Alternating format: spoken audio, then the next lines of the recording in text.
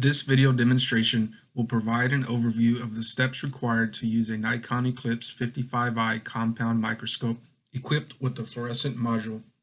In addition to visible light, fluorescent microscopes allow for the imaging of specimen based on fluorescent properties of molecules.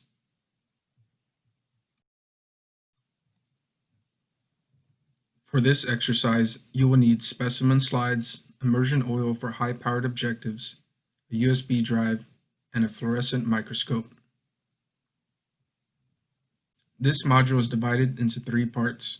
In Part 1, an overview of the microscope and its parts will be discussed. This will include the primary components, the parts used for adjusting imaging, and the parts of the fluorescent module.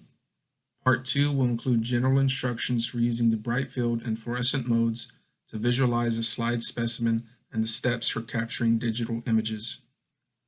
Part 3 will guide you through the steps to visualize a slide stained with 3 different fluorescent molecules and how to image them using a high-powered oil immersion objective. First, we will review the primary components of a compound light microscope. The light source for Brightfield microscopy is located in the base of the microscope. As we follow the light path up, it first goes through a condenser which allows the user to focus light on the specimen plane.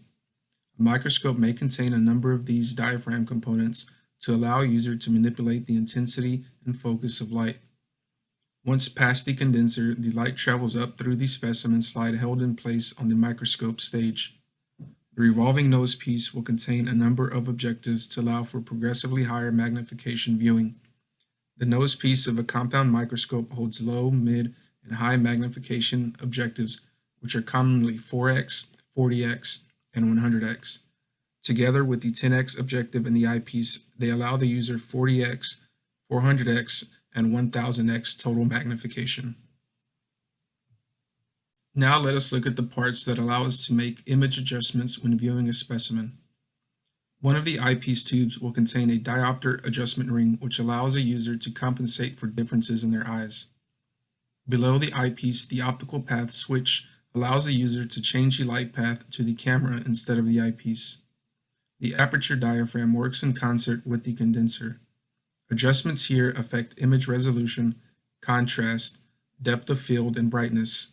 More information for adjusting the aperture will be presented in the following slide. The XY stage knobs allow the user to move the specimen stage forward and backwards and left and right without having to physically touch the slide. At the base of the microscope near the Brightfield light source are adjustments for brightness and field diaphragm. Looking at the bottom right corner of this slide, the field diaphragm adjustment allows the user to change the projection field of the light source. It should be adjusted to be just larger than the field of view. Not adjusting the aperture diaphragm when changing objectives will not significantly affect viewing, but for best results, this parameter should be adjusted when taking photos. A small opening, or aperture, reduces resolution and brightness, but increases contrast and depth of field. A large opening will increase resolution and brightness, but decrease contrast and depth of field. These characteristics involve inherent trade-offs which cannot be adjusted independently. Therefore, as a rule of thumb, the aperture diaphragm should be adjusted to 70 to 80% of the maximum numerical aperture of an objective. To make this adjustment, find the maximum numerical aperture of an objective. It is usually printed next to its magnification value. Determine what 70 to 80% of this value is, and using the aperture diaphragm slider at the front of the stage, adjust the microscope aperture to this value. For example, the 40x objective will have a maximum numerical aperture of 0.75, and the index should be adjusted to approximately 0.6. On the left side of the microscope, you will find the condenser focus knob, the power switch for the Brightfield light source, and a focus adjustment knob with wheels for coarse and fine focus. The right side of the microscope will have a duplicate set of focus wheels to allow for adjustment with both hands. Some microscopes are fitted with the camera to allow a user to capture images. The Nikon Eclipse you will use does have a camera and is mounted behind the eyepiece tube. We have reviewed the basic components of the microscope. Now we will review the parts critical to fluorescent imaging. Starting left and going clockwise, first is the light shielding plate, which will protect the user's eyes from scattered light. The light source used in fluorescence microscopy extends into the UV range, and prolonged exposure could cause eye damage. The shutter will allow the user to open and close the fluorescent light source at the microscope. The filter cube restricting lever locks the filter wheel in place. The optical path lever will allow the user to switch between the eyepiece or a camera when ready to capture an image. The mercury lamp house is a light source for the fluorescent module. The microscopes you will use are fitted with an external mercury lamp house connected by a fiber optic cable. The fluorescent module also has a field diaphragm lever, which is similar to the one located above the Brightfield light source at the base. Just as with the Brightfield source, it allows the user to adjust the width of the fluorescent illumination field. The final fluorescent component on the right side of the microscope is the filter cube switch, which, as the name implies, allows the user to switch between excitation filters. On the left side of the microscope, we find the neutral density filters and the filter cube replacement cover. The neutral density, or ND filters, are used to adjust light intensity and do not affect color balance. The microscope you will use is fitted with a UV filter to produce blue emission, a blue filter to produce green emission, and a green filter to produce red emission, but can be exchanged by removing the replacement cover. Here you can see the fluorescent microscope and its peripherals. In the center is the image capture screen that is connected to the camera, and on the right, the external mercury lamp house connected to the back of the microscope with a fiber optic adapter cable. Note the two knobs on the external lamp house. These are an additional shutter and an additional neutral density filter knob to allow for control at the mercury light source. You will begin in the Brightfield mode and then switch to the fluorescent mode once you've found a good portion to image. To begin imaging in Brightfield, turn on power at the base of the microscope. Raise the condenser to the uppermost position.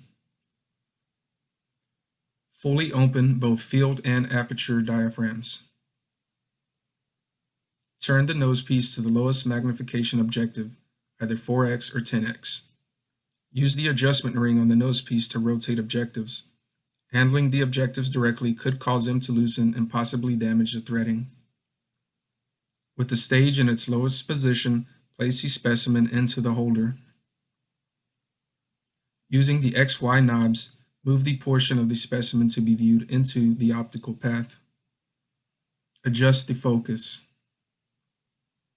When focused, adjust the diopter and interpupillary distance of the eyepiece to your liking.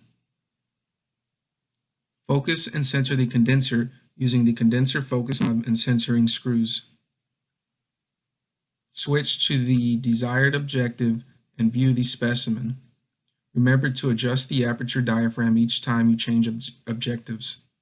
It may be beneficial to record the maximum numerical aperture of each objective before beginning. After completing observation, turn off the light source. Once you have a Brightfield image of your specimen, you will change the light source to the mercury lamp for fluorescent imaging. Turn off the microscope power switch to remove the Brightfield source. Close the shutters to block the light emitted by the mercury lamp. Remember that with an external lamp house there will be two shutters, one on the microscope and one on the lamp house. Rotate the filter cube knob until the desired filter is in position. Fully open the field diaphragm of the fluorescence module. Turn on the mercury lamp, or if it is already powered on, open the shutters. Set the specimen on the stage. Switch objectives for higher or lower magnification. To return to Brightfield mode, close the shutter on the mercury lamp house and power on the Brightfield light source at the base of the microscope. To capture an image, complete the appropriate steps in the Brightfield or fluorescent mode to obtain a good example. Begin by powering on the image capture screen. Pull the optical path switch lever into the out position to redirect light to the camera. Adjust the fine focus on the camera ring if image appears blurry. Insert your USB drive and prepare your acquisition settings such as name and file location. Each capture will save with the generic file name, but be sure to make note of each image you take for later reference. Select the mode suitable for Brightfield or Fluorescence capture. Refer to the SOP for specific instructions on capture mode settings. Adjust the white balance by clicking on a part of the image that is lightest. If using dark balance, then click on a part of the image that is darkest.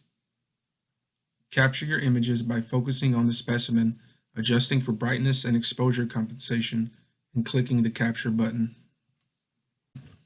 The steps for Brightfield imaging are similar to fluorescence except for the light source.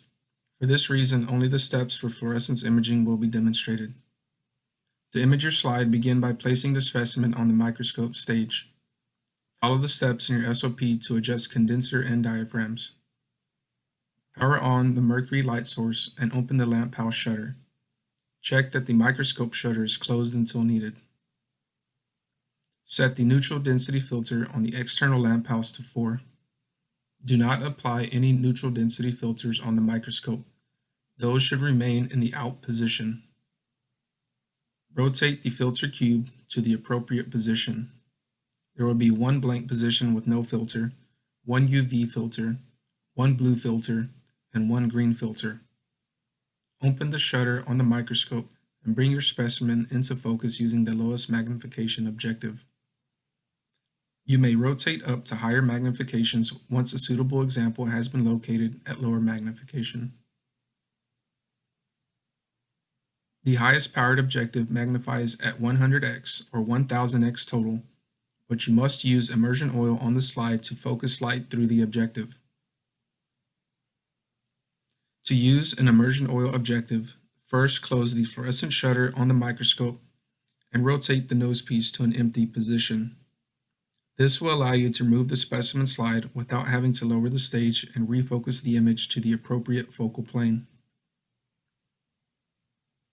Place one drop of immersion oil on the slide. Take care not to introduce air bubbles as this will affect image quality. Return the slide to the stage and open the fluorescent shutter on the microscope. Slowly rotate the nosepiece to the 100x objective. If the objective does not freely rotate into position, lower the stage, and you should see the end of the objective just come into contact with the oil. Capture your images using the external camera screen as indicated by the instructions in your SOP. When you have captured all necessary images, power off the mercury lamp house. Note that once the mercury lamp has been powered off, it should not be powered back on without a 30-minute cooldown. Rotate the nosepiece to an empty position. Lower the stage and remove the slide.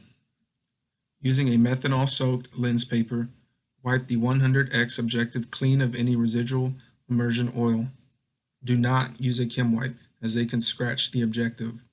Use only appropriate lens wipes for microscope objectives. Log the total amount of time the mercury lamp house was powered on.